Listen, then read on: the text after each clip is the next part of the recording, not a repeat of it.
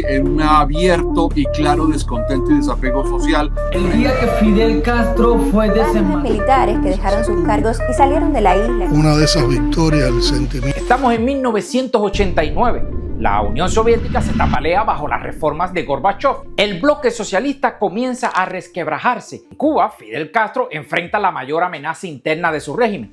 Un grupo de militares de alto rango que cuestionan sus liderazgos y piden reformas. De repente, el 12 de junio, el general Arnaldo Ochoa, héroe de la República de Cuba y uno de los militares más respetados de Cuba, es arrestado junto con otros oficiales. La acusación oficial: narcotráfico. En los próximos minutos voy a revelarte los secretos mejor guardados de este caso que cambian para siempre la historia de Cuba, con testimonios exclusivos, documentos desclasificados y revelaciones que el régimen ha intentado silenciar durante décadas. Y descubrirás por qué este caso sigue siendo relevante hoy, más de 3 décadas después.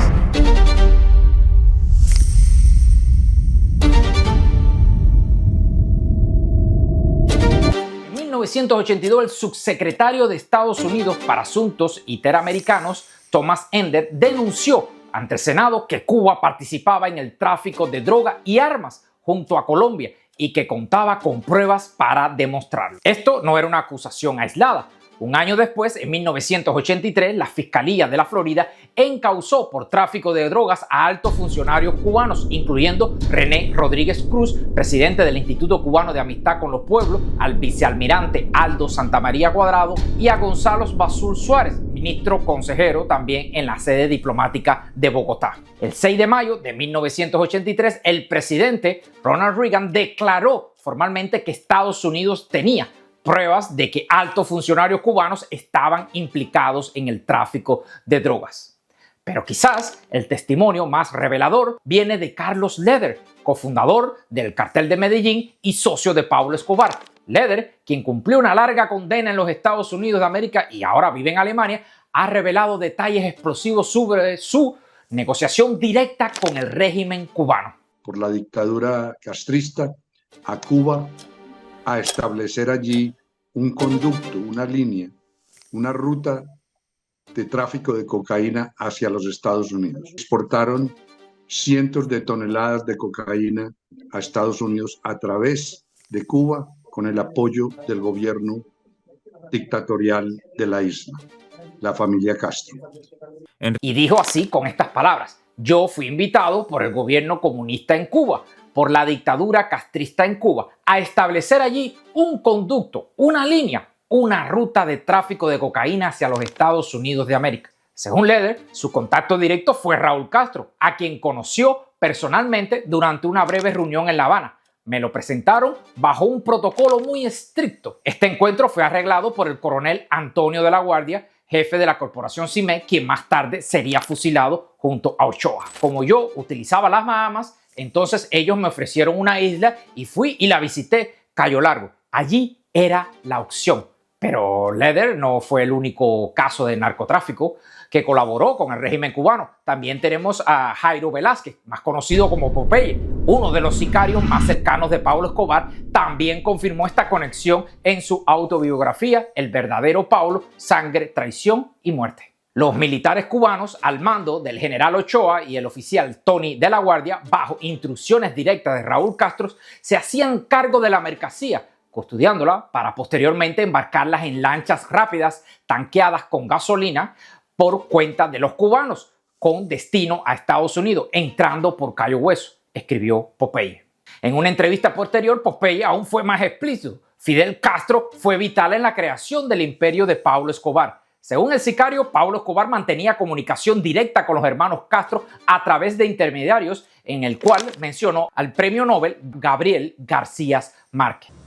Para que vea usted que no todo el mundo es pristino, me voy a atrever a decir esto. El enlace entre todos se llama el Nobel de Literatura Gabriel García Márquez. Tú estás haciendo un señalamiento fuerte. Fuerte. Una denuncia fuerte. Fuerte, sí, porque yo estuve en México llevándole una carta al Nobel de Literatura para Raúl y Fidel Castro. ¿Una carta de quién? De Pablo Escobar, un manuscrito. ¿Por qué Fidel Castro decidió sacrificar a Ochoa y a los hermanos de la Guardia? La respuesta a esta pregunta nos lleva al corazón del caso que sacudió a Cuba en 1989.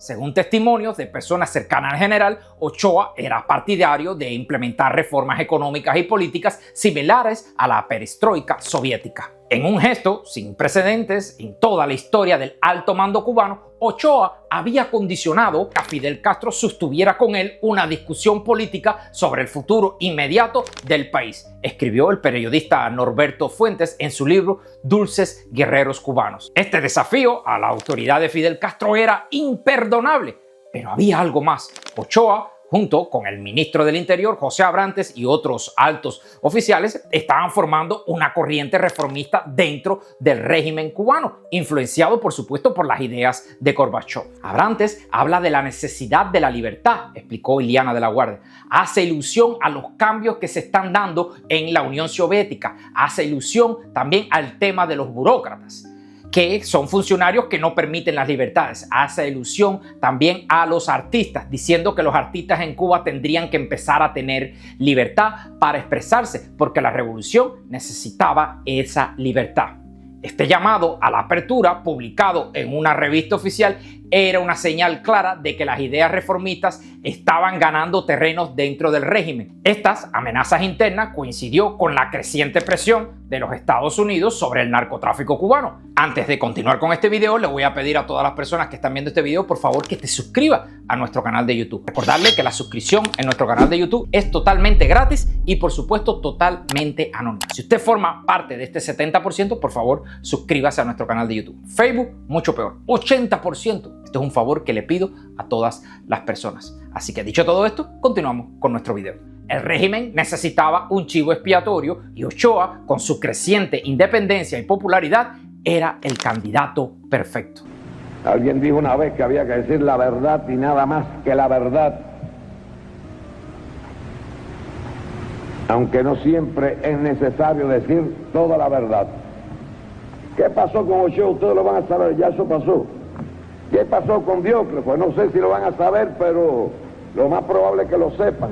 Pero lo más revelador del caso de Ochoa es que lo que ocurrió detrás de bastidores. Según testimonios de Iliana de la Guardia, hija de Antonio de la Guardia, Fidel Castro visitó personalmente a su padre en prisión antes de la ejecución. Me han dicho, el comandante, que si yo asumo la responsabilidad va a quedar en familia y no va a haber la pena capital. Este testimonio sugiere que Fidel Castro engañó a los acusados, prometiéndole clemencia a cambio de que asumieran toda la responsabilidad y no implicaran a los altos mandos del régimen. Durante el juicio, cuando uno de los acusados, Rispó, comenzó a sugerir que las operaciones de narcotráficos eran conocidas por las altas esferas del poder,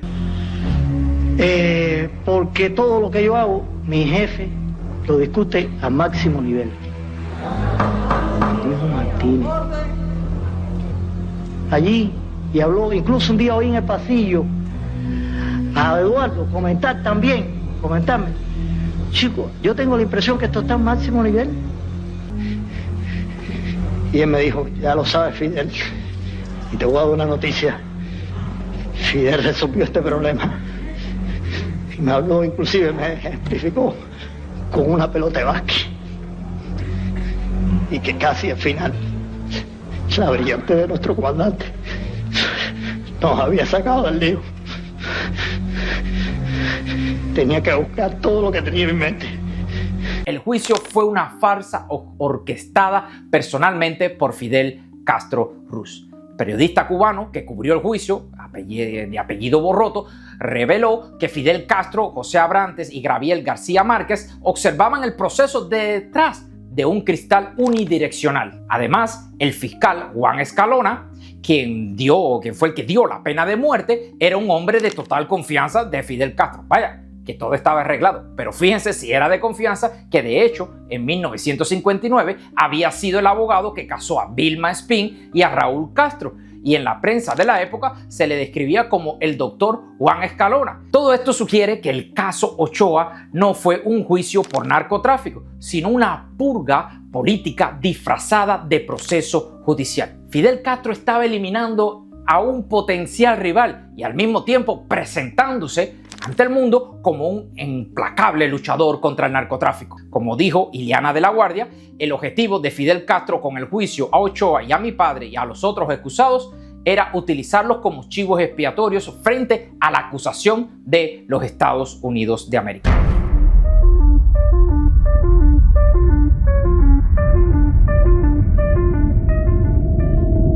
El fusilamiento de Ochoa y de los hermanos de la Guardia fue solo el comienzo de una purga mucho más amplia dentro del régimen cubano. José Abrantes, el poderoso ministro del Interior, fue arrestado y condenado a 20 años de prisión en un juicio conocido como la causa número 2. Murió misteriosamente en prisión en enero de 1991, apenas un año y medio después de su condena. La versión oficial habla de un ataque cardíaco, pero muchos sospechan que fue eliminado para silenciar lo que sabía. Pero la purga no se limitó a Abrantes. Según múltiples fuentes, entre 600 y 800 oficiales del Ministerio del Interior fueron destituidos de sus cargos. Fue completamente reorganizado y puesto bajo el control directo de las Fuerzas Armadas. El mensaje real fue que aquel que se atreviera a pensar diferente, por supuesto, a las reglas de Fidel Castro, pierde todos sus privilegios. Los otros pueden continuar en condiciones dóciles hasta que les llegue su turno. En los años siguientes la URSS se caería, dejando a Cuba sin principal apoyo económico y político. El régimen cubano sobreviviría a esta crisis en una gran parte gracias a la purga que había hecho preventivamente Fidel Castro. Mientras otros países socialistas experimentaban transiciones democráticas, Cuba se mantuvo firmemente bajo el estricto control de los Castro. Este mensaje sigue vigente hoy en día. El caso de Ochoa estableció un precedente claro. Cualquiera que desafíe el liderazgo de los Castro, incluso desde dentro del régimen, será castigado con la máxima severidad.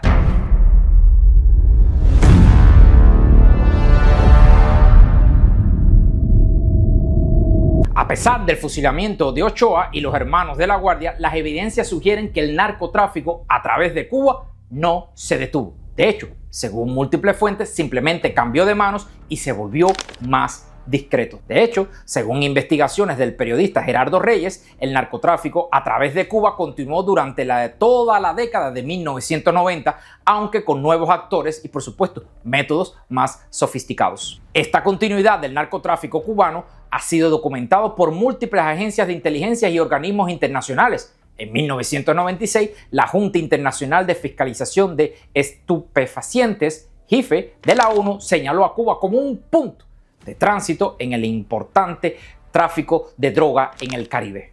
Más reciente, en el 2019, el Departamento de Estado de los Estados Unidos de América incluyó a Cuba en su lista de países que no coopera plenamente con los esfuerzos antiterroristas estadounidenses, citando, entre otras razones, la falta de cooperación en la lucha contra el narcotráfico. Esta protección a narcotraficantes conocidos contrasta fuertemente con la imagen de que el régimen intentó proyectar con el caso de Ochoa. Mientras fusilaba a sus propios oficiales por supuesto narcotráfico, Cuba seguía dando refugio a traficantes internacionales.